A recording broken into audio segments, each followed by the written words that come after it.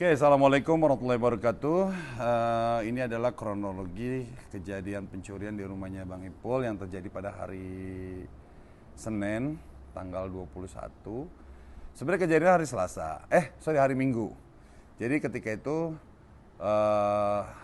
memang pelakunya adalah pekerja saya sendiri gitu. Ini sebenarnya saya nggak mau blow up kejadian ini karena saya udah keburu ngelapor ke polisi. Karena kenapa saya lapor ke polisi? Karena barang yang hilang bukan hanya barang saya pribadi gitu.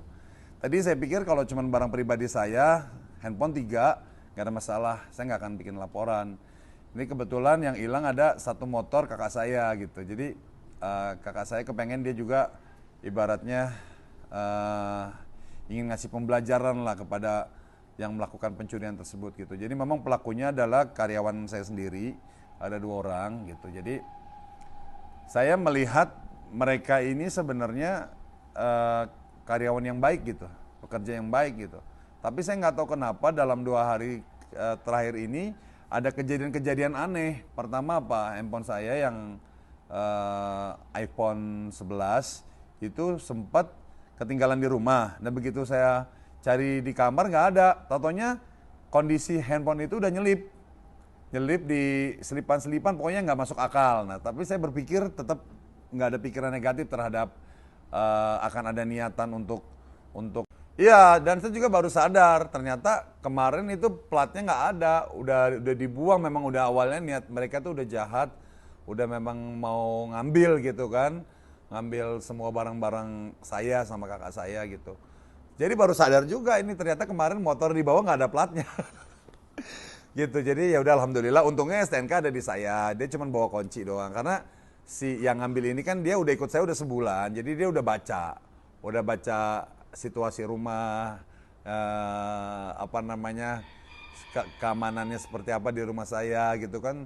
Dan saya kalau sama karyawan itu ibaratnya kalau saya udah memperkerjakan orang, artinya saya udah percaya 100%. Jadi kamar saya nggak pernah dikunci, terus nggak pernah ada rahasia-rahasia. Pokoknya udah percaya dah, udah dianggap keluarga sendiri. Ternyata dimanfaatkan untuk hal-hal yang negatif seperti itu. Jadi inilah kronologi kejadian sebenarnya, dan saya sudah melapor ke Pondok Gede. Nah, karena barang-barang yang sudah dikembalikan dan saya udah lapor juga ke mereka, saya pikir buat apa lagi diteruskan gitu kan, karena toh mereka udah mengembalikan. Lagian saya juga mikir sebenarnya saya kasihan gitu loh, mau memenjarakan orang tuh, karena saya mengalami pahit di penjara tuh kayak apa, sengsaranya kayak apa.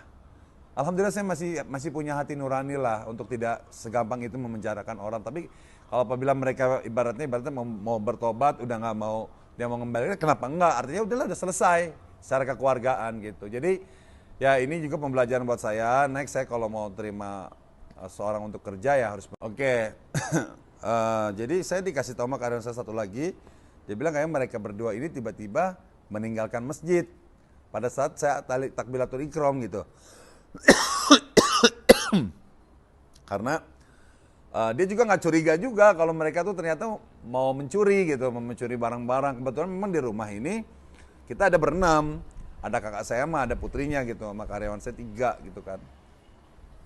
Terus dia baru cerita, iya tadi saya ngelihat mereka berdua nih nggak sholat gitu. Jadi kemarin ke masjid kita berempat, dia nggak sholat, tapi begitu takbiratul ikram mereka pergi keluar gitu, meninggalkan sholat gitu. Disitulah mereka melancarkan, tapi saya sama sekali nggak curiga gitu loh. Nah ternyata mereka bawa handphone 3, kebetulan dompet sama handphone saya satu lagi saya bawa ke masjid gitu kan, sama handphone karyawan saya juga diambil 1.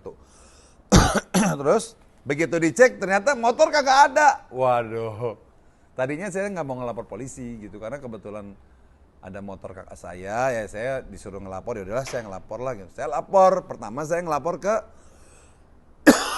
aduh kok jadi batuk sih. Saya lapor ke Polsek Tanjung Duren. Duren Sawit.